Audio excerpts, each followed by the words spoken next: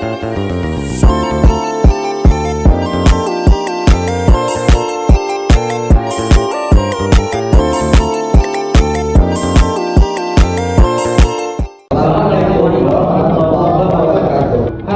saya Bintan. Saya Muhammad Anda. Saya Muhammad Betran.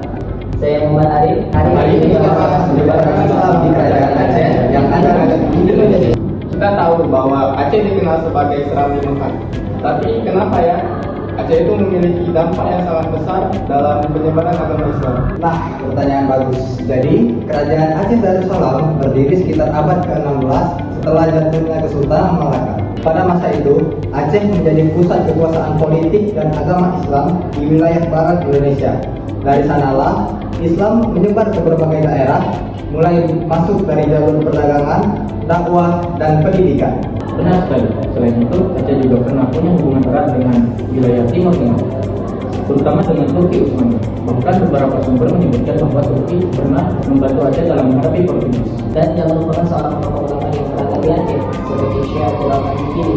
Beliau adalah tokoh ulama yang sangat besar. Dia belajar di Arab, kemudian kembali dengan mengembangkan ilmu tasawuf dan fikihnya. Melalui lembaga seperti Nayah, beliau dan para ulama lainnya menyebarkan agama Islam di berbagai daerah. Jadi penyebaran agama Islam dari Kerajaan Aceh tidak dilihat dari kekuatan kerajaannya, tetapi dilihat dari sistem pendidikan dan para ulama-ulama yang ada di sana ya. Tepat sekali, pendidikan Islam di Aceh sangat berkembang dengan pesat. Para ulama Aceh tak hanya mengajarkan ilmu agama, melainkan juga mengajarkan ilmu bahasa, tasawuf, falak, dan lain-lain. Banyak juga santri dari berbagai daerah datang ke Aceh untuk belajar, lalu kembali pulang ke halaman dan menyebarkan ajaran Islam. Dan selain itu, jalur perdagangan juga sangat berpengaruh. Aceh menjadi pelabuhan penting di jalur perdagangan internasional. Banyak pedagang dari Arab, Gujarat, dan Persia datang ke Aceh. Dan lewat interaksi dagang inilah, nilai-nilai Islam mulai menyebar ke masyarakat setempat dan ke daerah Nusantara lain.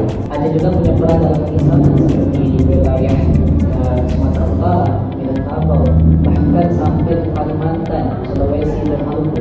Hal inilah yang menunjukkan bahwa Aceh itu mempunyai pengaruh yang sangat besar dalam penyebaran Islam secara nasional. Lalu bagaimana pengaruhnya sampai sekarang? Aceh masih mempertahankan identitasnya sebagai wilayah yang kuat dalam mempertahankan agama Islam. Bahkan, Aceh merupakan satu-satunya provinsi di Indonesia yang menerapkan hukum syariat Islam secara resmi dalam sistem pemerintahannya. Tradisi keislaman di masyarakat Aceh masih kental, baik dalam budaya, hukum adat, dan sistem pendidikan. Itu semua tidak lepas dari peran kerajaan Aceh di masa lalu sebagai pusat penyebaran agama Islam.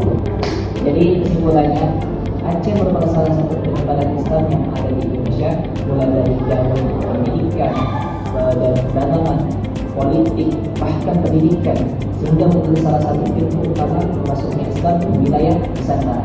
Gimana? Sudah jelas bukan? Sampai jumpa kembali Di perjalanan kerajaan selanjutnya. Dadah!